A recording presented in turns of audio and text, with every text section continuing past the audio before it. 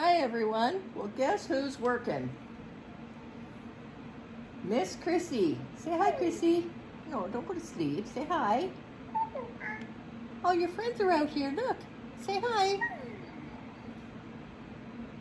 You know what it was, guys? Showing my age. My daughter to bring me up here to help to watch the dogs while they're gone. Yes. There was so much stuff that has to come out besides clothes and my babies and clothes for the babies. There's my night machine, there's my breathing machine, there's all kinds of stuff. So the day before, a lot came up, and one of them was her. And my daughter turned her off on her bum because she didn't want her waking up the kids. If you go past her, I don't know if it's because of her age, she wakes up.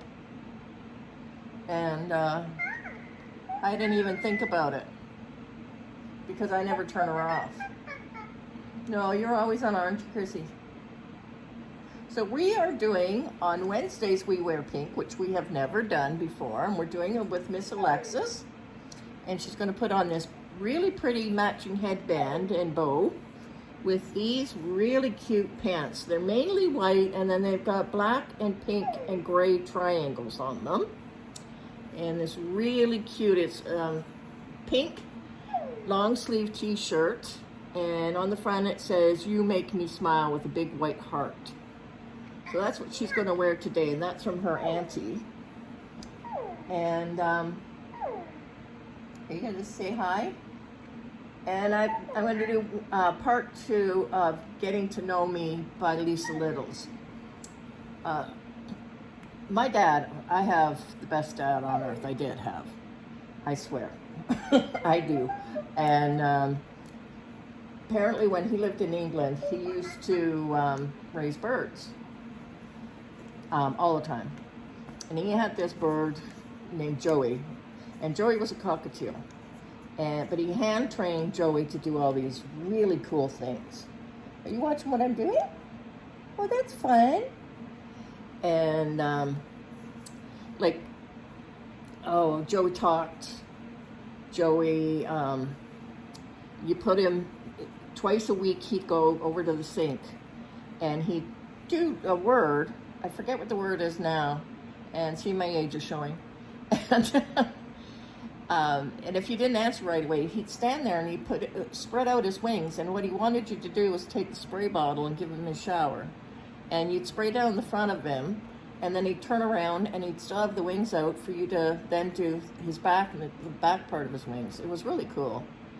And he would sit on the edge of your teacup in the morning and take a couple sips of tea out of it.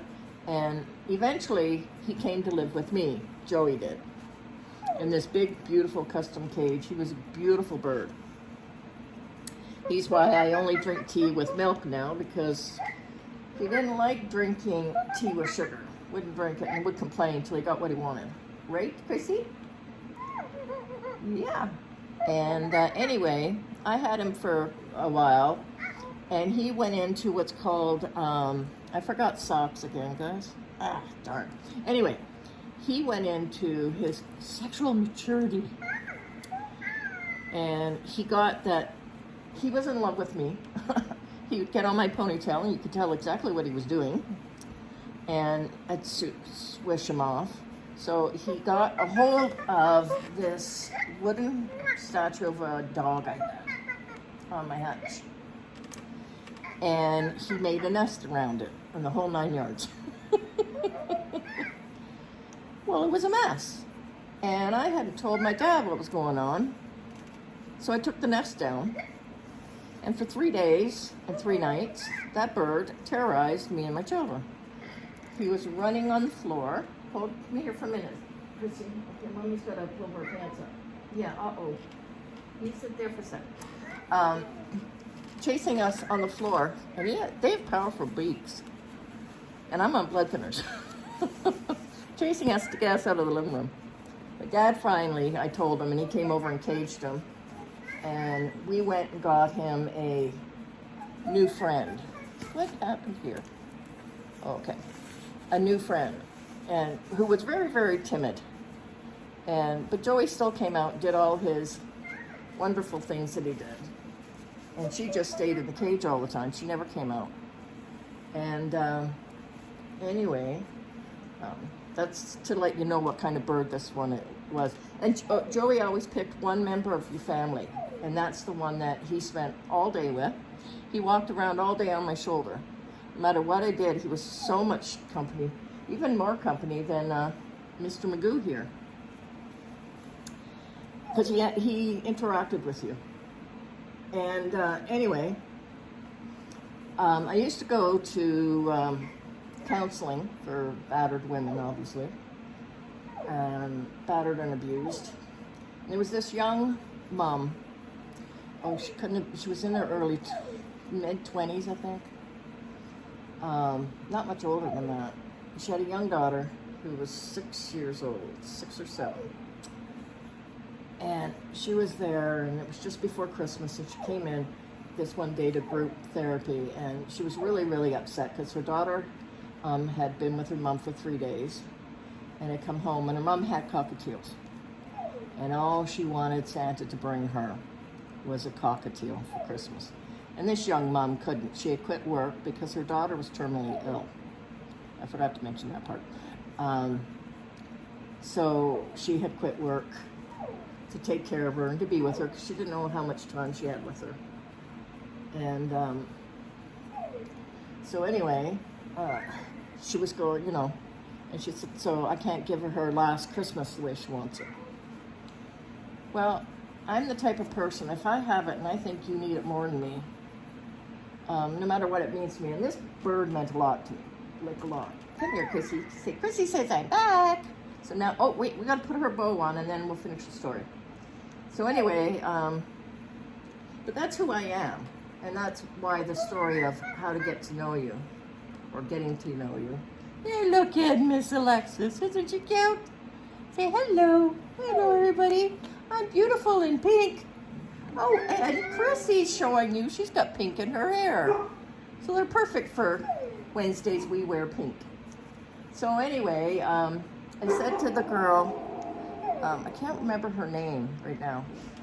I said, are you going to be home in 2 nights? It was Christmas Eve, actually, that year. And she said, yeah. And I said, Santa's going to visit. I said, your daughter's home right now. She goes, yeah. And I said to her, do you want a cockatiel that you can borrow for now until whenever? And Santa will bring her one. And she went, what? I said, yeah, me and my girlfriend will bring her down. My girlfriend had a truck. So we, Dakota, please be quiet. So we put this big cage in the back of the pickup truck. She dressed up, she was so nice. She dressed up as an elf. And we drove down to this girl's house and we took this big cage in and opened the door. Now, Joey's mate would never come out of the cage. And yeah, she wouldn't. She wouldn't come out of the cage.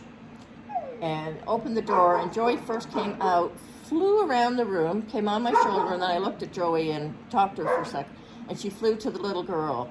And we told the little girl that the reason why Joey had come that day and not Christmas Day was Santa couldn't take him up in the sleigh, so he had to have his, a special elf friend deliver him. Anyway, she loved it. And the mom was in tears. And I brought her all the food and everything. And Joey stayed with that little girl always when she was home. And eventually, I think 4 months later, the little girl did pass. And she had been brought home to die. And Joey stayed with her the whole time. And I waited 6 weeks after the funeral, and I called the mom. I went to the funeral, but I waited. And Joey had now decided because she was the only person in the house, that she was the one she was with. And so I said to her, I'm going to come down for tea, and we'll talk. And she said, yeah, I know, I got to bring Joey back. She said, I just haven't. And I said, don't worry about it, I'm coming for tea. And I think she thought that I was going to bring Joey home. And I went in, and Joey remembered me, came right flying to my shoulder, and the whole time I was there for tea, sat on my shoulder and kissing my face, and he'd rub his top of his head on your cheek. I loved him.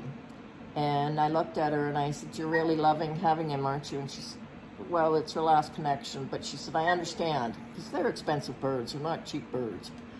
And I looked at her and I said, "I was thinking maybe you can keep Joey as long as you want him. If you don't want him, you call me and he comes back to me. He doesn't go to anybody else." And, "Oh no," she says, "that would be so wonderful." And this girl cried yet again. I was constantly making this poor girl cry. And I ran into her, I guess, a couple of years later. She still had Joey. Yes, she did. She loves Joey. Yeah.